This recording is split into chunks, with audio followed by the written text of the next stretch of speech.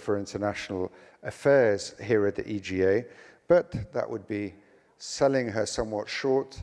She was also a member of a Knesset for Blue and White, a seasoned diplomat with postings in Cairo, a senior advisor to the former president of Israel, the sorely missed Shimon Peres.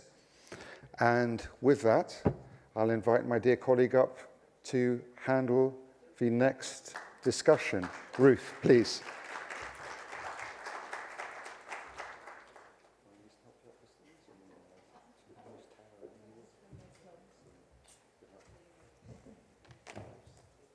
Ladies and gentlemen, thank you very much for this opportunity, and thank you so much for taking of your time to address this very important issue and topic with a true and sincere heart.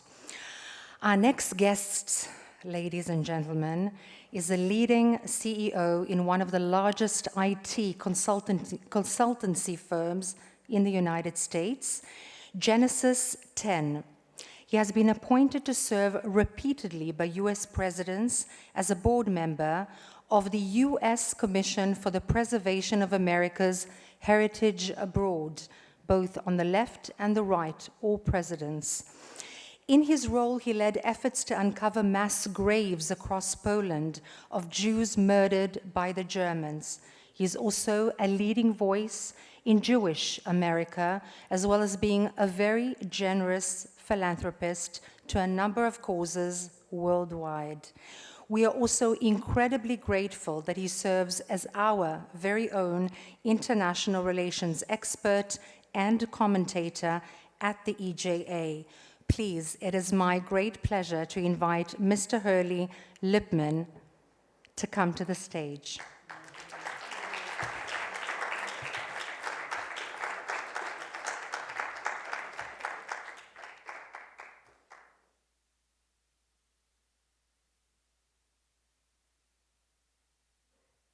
Well, thank you. Good to see you all here. Feels really good to look out at people who care about things greater than themselves, who are worried about hatred, intolerance, the survival of Jewish people, in particular anti-Semitism. So I'm very grateful that you're all doing what you're doing to fight this terrible scourge that we're experiencing worldwide. Sir, yes. Here, please, for the question. Yes. Now? Yes. Okay.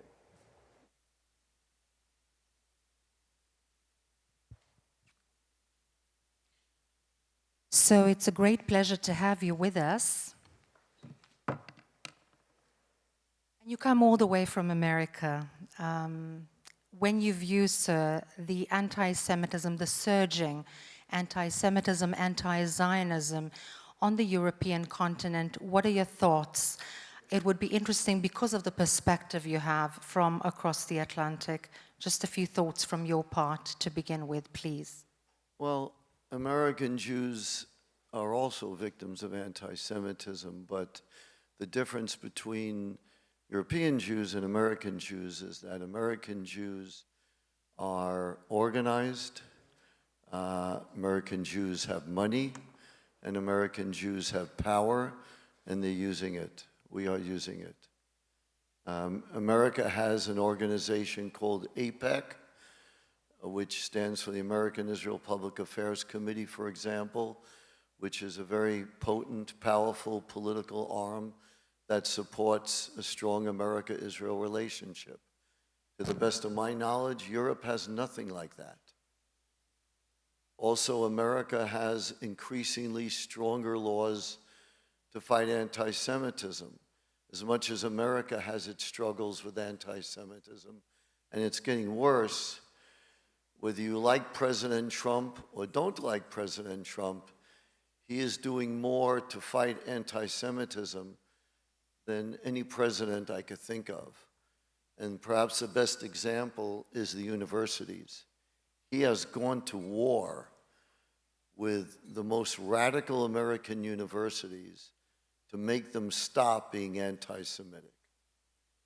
That is extraordinary. Absolutely, and you've been instrumental in that, sir, being on the boards of several of the Ivy League universities, and you would know very much what a war he has indeed waged on the anti-Semitism on campuses. But allow me, please, with your permission, to ask about the infiltration of anti-Semitism, anti-Zionism, Islamism, and extremism in general into very many echelons of society. For example, soccer clubs, professional unions, political circles, both on the right and on the left. And that's in America. Of course, in Europe, this is prevalent as well. But I'd love to hear your thoughts on that particular infiltration from the legal point of view, from the combating anti-Semitism point of view, and so on. Well, there's a convergence of forces going on in America and in Europe.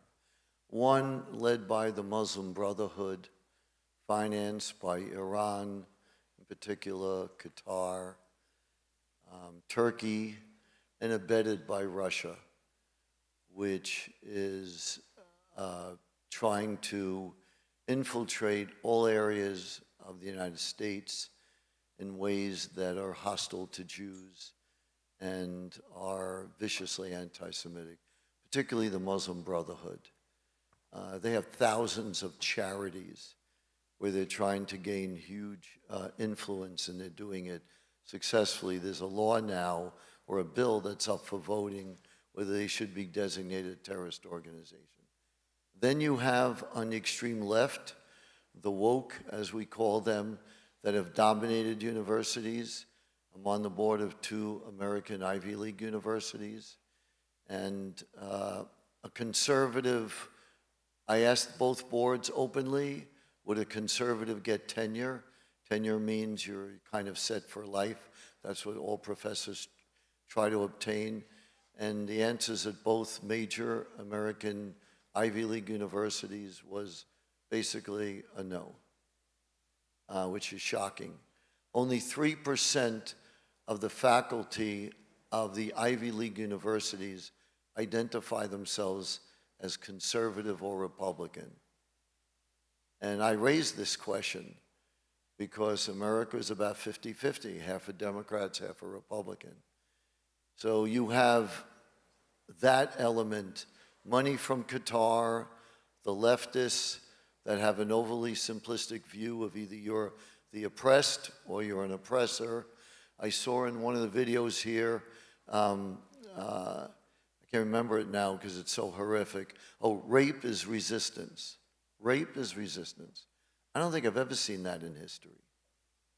So and I want to dovetail to genocide, if I may, because this is the plague that we're now experiencing. This is the equivalent of what our ancestors experienced during the bubonic plague, when Europeans blamed Jews, to the killing of Jesus Christ, to taking blood from Christian children. Those are the 3 main blames in history that Jews experienced. Now we have the 4th genocide.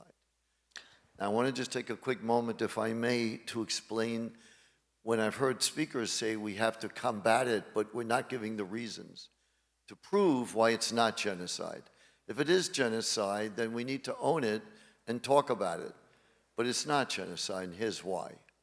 Number one, less than 1% of the Palestinian population of Gaza has been killed in this war. We know at the start of the war that the population was approximately 2.4 million.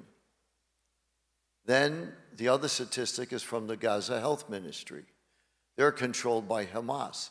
Their strategy is to exploit their own people, have as many Palestinians die as possible. So this is their weapon against Israel, which they've been highly effective at. They've won the propaganda war, the public relations war. So this is another a big element. And then you have, when you think of genocide, let's drill down now. So the Gaza Health Ministry says 68,000 Palestinians have been killed. That's their number. You know it's exaggerated, it's not true. But let's believe them for a minute. And let's believe Israel that says a little more than half are Hamas terrorists and their supporters. That leaves less than 30,000. It's a tragedy. It's terrible. Those are innocent people. It's not genocide. It's less than 1%. Genocide is what happened on October 7th when they took my friend Ovid, 84 years old, from a kibbutz, who was a peace activist who would go to Gaza to take Palestinians to Israel to be treated for free. He tried to explain who he was. He was beaten up, dragged to Gaza, tortured and murdered, 84 years old. The raping of women, that's genocide. It's tragic, it's terrible, and if we even look at statistics from the Second World War, if I'm not mistaken, approximately 60,000 were killed in a single bombing of Dresden. So the numbers can speak for themselves, so thank you for pointing that out. I do have a last question for you, which may be a little bit different.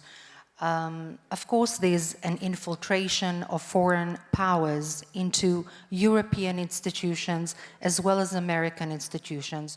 We all know that they promote a different ideology, an extremist Islamist ideology, and one of the waves that they are riding is the anti-Semitism, anti-Zionism wave.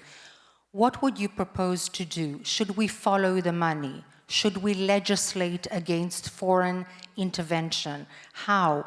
May that be the bridging bond between Europe and the US in fighting extremism in general and anti-Semitism in particular? Well, all the above, but at the end of the day, it's a lot of speeches, a lot of talk. If you want to get to the bottom of it, to really begin to address and end anti-Semitism, you have to have regime change in Iran. Iran is the #1 Holocaust denier in the world. They're the center of Holocaust deniability. They, with Qatar, are funding this. This is where it's coming from. The war that we just recently witnessed in Gaza over 2 years could not have happened without the support of Iran. So you have to get to the root of the problem. It's like Nazi Germany in the 1930s. There's no legislation. There's no discussion. You could not have Nazi Germany survive and have Jews continue to live. It's incompatible. It's the same thing with Iran. But Europe has this, what I'll call appeasement mentality. Things don't change. They were appeasers in the 1930s. And largely they're appeasers now, as the leaders of many European nations called for recognition of a Palestine. But what would it look like? With what borders? What government? Would it be de-radicalized? Would it be demilitarized? None of that is addressed. And when they said that, they didn't even put a condition to it, like first release the hostages.